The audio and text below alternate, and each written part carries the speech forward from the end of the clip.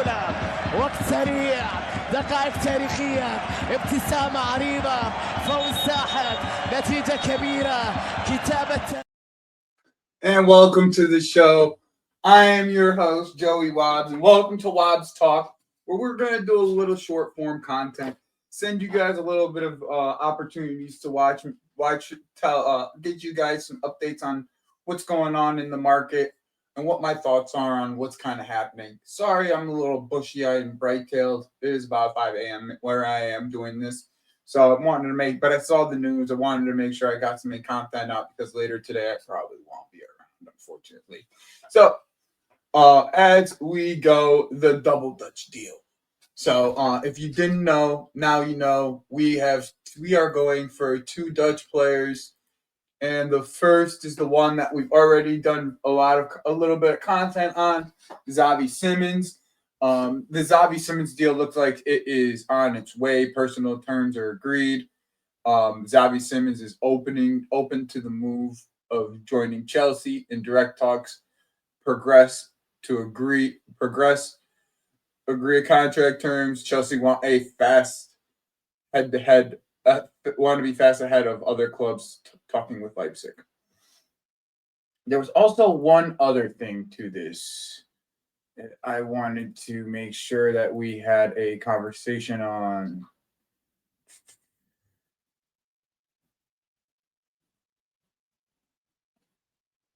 Oh wow! Bayern got their deal. They got their guy. Where is? Here we are. So the other piece of this is specifically here. Leipzig also want Carney Chukwuemeka in the deal. So this makes this deal pretty easy and self-explanatory. They take a player, we take a player, and it looks like that part of it is kind of on its way. I'm sure it'll be separate deals, they would be separate from each other, just like for PSR reasons and all that. But yeah, this looks like it's on its way, man. I mean, I've already spoken a lot about what I think about Xavi Simons, but just for like the small piece of this, I do think that a player of his technical level around a lot more higher level technical players in a higher level team, you could see a lot from them. And we've kind of already seen that theory be put into play with João Pedro.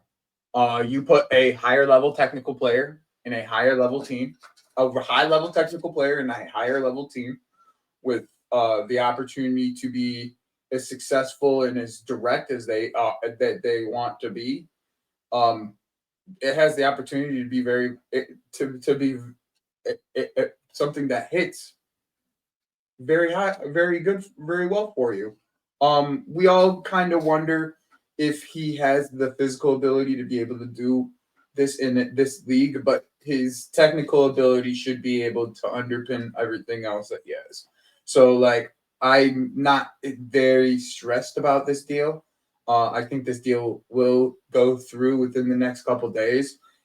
And it looks like we're getting another Dutch player.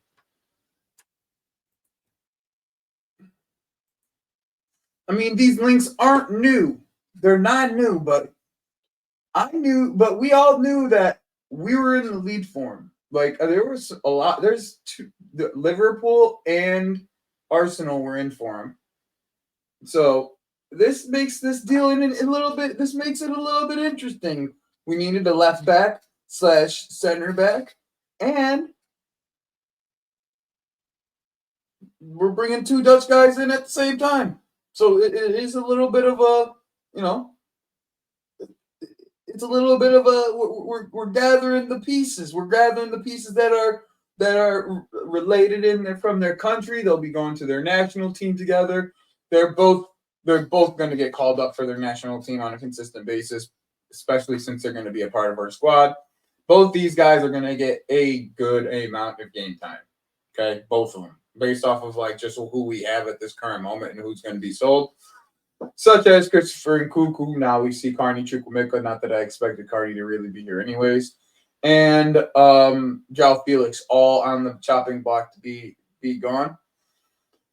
with Jerrel Hato, as soon as Renato Vega's done, they're probably going to get this done. It seems like they are.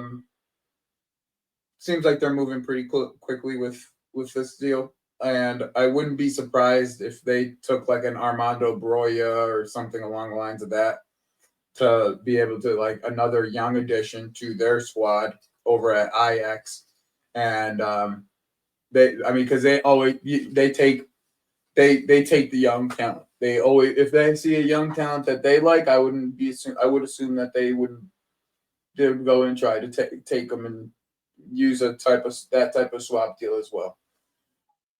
This does kind of leave Ish on his way to Strasbourg if he hasn't already left yet. I think that's kind of a big thing. Ish is just like, if you guys don't know, Ish Samuels is a academy product who plays left back for us. But yeah, his time is probably dead at this club right now. I mean, he'd have to really outplay some players in the Strasbourg system and in our system now. Like he has to, he's going to go to Strasbourg and he's going to get the opportunity to play a decent amount of minutes. Here, he wouldn't have gotten to see the field at all. Probably in the U21 teams, he would have probably been staying at.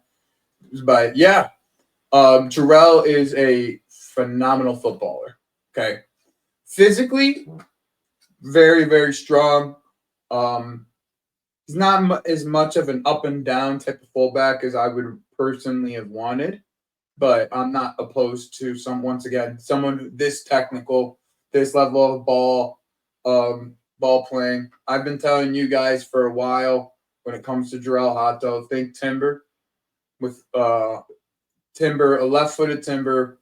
He isn't as good one-on-one defensively, in my opinion, as Timber. Like, that's just my personal opinion. Like, I think I rate Timber extremely, extremely highly.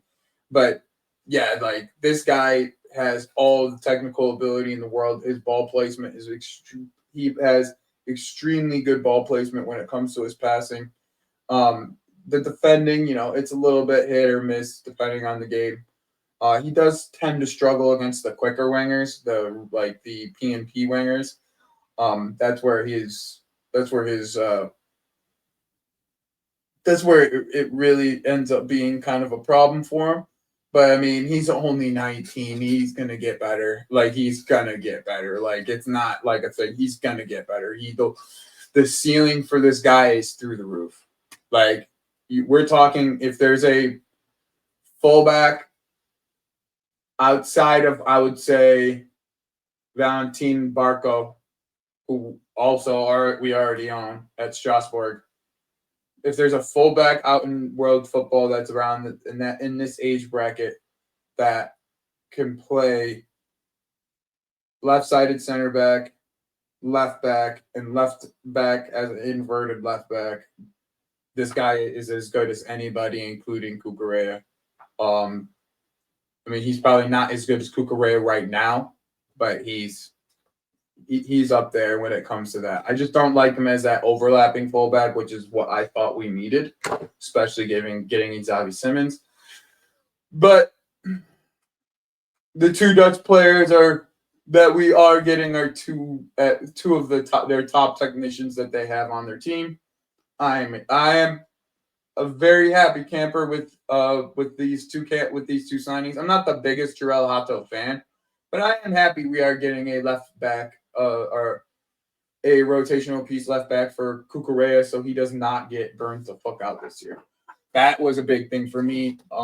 You guys know on this channel how I feel about Cucurella. He is the best left back in Europe, in my opinion. Sorry, Nuno Mendes. I don't give a fuck what you did this year. Like, Cucurella has had a better year overall, including Euros and all that other good jazz. Cucurella is the best left back in world football. And getting Jerrel Hato is like getting a guy who's only like a step or a step and a half behind. Like, it's really not a big drop off, and you're gonna end up seeing, like, we could play Jerrel Hato in a lot of games to let Cucurella's legs kind of, let him rest. But Jerrel also has the capability of being able to play center back, which I do expect him to play.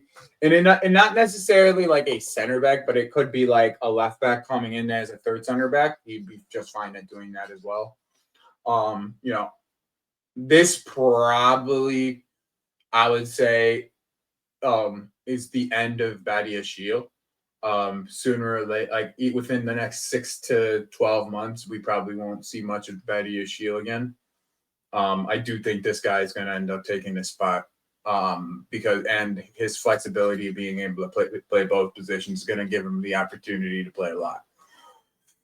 And also, Badiashile can't stay healthy. So, when you are somewhat injury prone, this is what happens. They bring in a young player like this that has all the qualities in the world to be able to compete with you and take your spot. And if you're not ready to compete or you're not physically prepared, that's your job. So, yeah, I'm happy. I'm happy that pretty much all of our window is done after this. So these two deals will probably be the conclusion to Chelsea's window outside of sales. We'll probably just be sellers for the rest of the window.